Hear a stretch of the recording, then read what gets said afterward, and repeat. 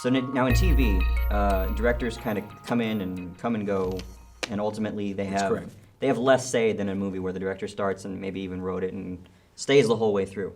Do you find with ever-changing directors and different directing styles as everybody new comes in week after week after week, that it's what are some of the challenges you might encounter with having to constantly change the way you do business and you interact between the director and the crew to fit that director's particular neuroses?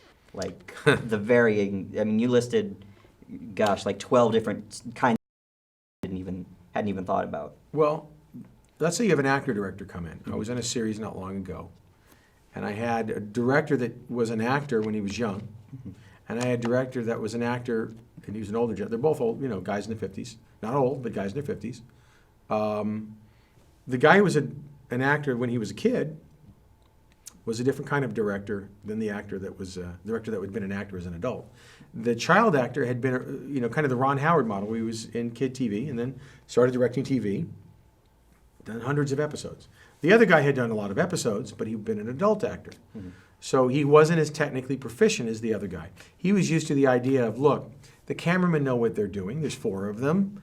They can go out and figure it out. I'm going to focus on the actors. I'll show the blocking. You guys figure it out. Mm-hmm. The other guy was, okay, camera A, when he says this line, you'll come to a 2-shot. Now, when he flips over, you're going to go to a wide, swing over. You'll newsreel. You're going to give me the wide. Stay on the, and he would just go. He had it listed off. Boom, boom, boom. Mm-hmm. So both are valid styles of directing. One guy is very specific about what he wants, and the other one knows or hopes that the room is technically proficient enough so that when he goes back to the monitor and he goes, hey, why aren't you delivering that line? That he never was told. Mm-hmm. So there's a certain clairvoyance involved, in mind reading. So you get a sense. That said, if you watch a show has style. Mm-hmm. A TV show has a certain way of doing things. I guarantee you, in season 2 of a series, if you walked in and told them, the major actor, Kelsey Grammer, whoever, hey, I want to change something on your character, there would be a phone call. Someone from the network would come talk to you as the director. You'd be in your chair the rest of the week, and that would be that. You wouldn't be back. So you have to understand there's a regularity to it. There's a normalcy. You're not going to tell somebody on a show, on Friends or How I Met Your Mother, how to change their acting parts. What you are going to do is try to capture what they do and repeat it. Okay? That's a challenge for the director. He knows walking in that I'm the regular guy. Mm-hmm. So I'm his liaison to these human beings. And if they're smart, they'll use me as that person, and if they're not, they'll be adversarial. In either case, we have to do the show.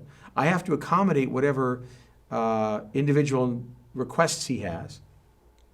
For example, some directors will come in, and if the call's 7 a.m., they want to be shooting by 7:30. Now that's fine on a single camera show. On a multi-camera show, you've got an hour of what's called ESU, or electronic setup. So there's an hour there where you do that. And some directors will come in and for 3 hours, just rehearse with the actors and just run cameras. The actors will then go to makeup and hair. The cameraman will get a little lunch break, come back, and then with second team, block it out, get their notes. The actors will come back, they're in makeup, and the next 4 hours, they shoot every scene. Other directors will shoot a scene, block a scene, shoot a scene, block a scene. Depends on who they are. Depends on the show and depends on the showrunner. If it's a single camera show, like I'm on now, you're going to do that anyway. You're going to block a scene, shoot a scene, block. Now, we may do what's called block shooting, where we shoot 2 scenes at the same time because we're lit in that direction. You're in that nice vest. You wear the same vest in both scenes, and in both scenes, you're in that chair. So let's just say all your dialogue. I hear horror stories about block shooting. Block shooting requires of the crew and the script supervisor and the first AD and the DP, if he's smart, that they better be buttoned up about what they're doing. Because when in the middle of that, they'll do something called the French reverse, and that's when things get wacky, because I'm going to play that direction for this direction. Because if you think about it, in that direction behind you right now, mm-hmm. if I was shooting this way, is a black curtain, right? Yes. Okay. I can take your word for it. So now what's behind me over there? A black curtain. So why light in both directions? Just light in one direction and pretend and switch the eye lines. So I would shoot you with your chair like that, and then I'd flip the chair this way and I'd shoot me like, it gets interesting. Mm-hmm. So you've got to be very careful about what you do. So I think, technically speaking, when you get these different directors, you've really got to do your homework. Listen to them, talk to them. It's very easy when someone arrives to sort of bulldoze them and say, well, this is how we do it and this is what we do. And they're going to not necessarily be forthcoming with information. So I think the first couple of days, all you're really doing is settling in of your preparation. And then you start to find, he starts to find his sea legs with the crew, and then you get it going. And then he gets used to it, and then it's day 8, and now He's gone. He's used to the abuse, and now he's gone. Yeah, exactly. How much wiggle room does the director have when they're coming in and they're only doing one episode? Like, how much are they allowed to rock the boat a little bit? Depends on who hired them. Yeah, that's a good point. If it's the showrunner, he has a certain amount of latitude. If it's the network, there's a certain amount of latitude. If he was somebody who they just met and they liked in the interview and they saw as real, like we saw your work on that other show and it was great, we'd like to bring you over here.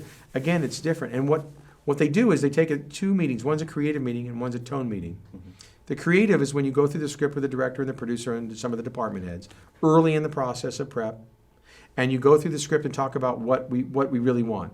Yes, I know it says that he falls into a bucket of mud, but what I was really thinking was more of a baby pool. Okay, well, it doesn't say baby pool in the script. Now we have to figure that out. So you go through the logistics and the creative logistics.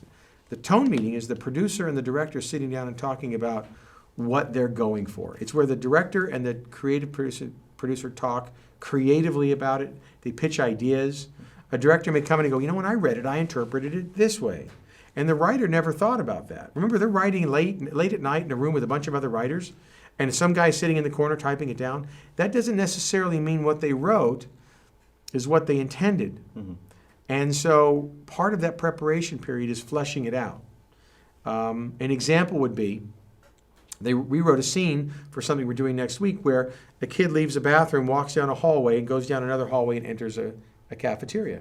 In the previous incarnation of the script, the whole scene took place outside the bathroom, which meant that I only needed the elements outside that bathroom. In order to connect those two dots and the cafeteria, I have to add an entire day to the cafeteria set because that's 50 people and a food line and the lunch lady and another lit set and a Steadicam.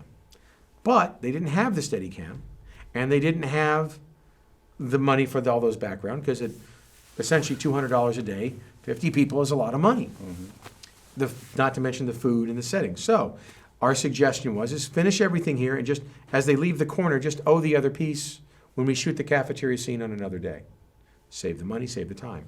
So part of it is just logistically working how it's going to go. But as you see what I just said, that solution was a creative solution, which was mine. Anybody would have come up with it, but because I read that early in the process, I quickly solved. I cut to the chase, if you will. Right. I'm not saying, I had the best idea. I just saw what was obvious very quick.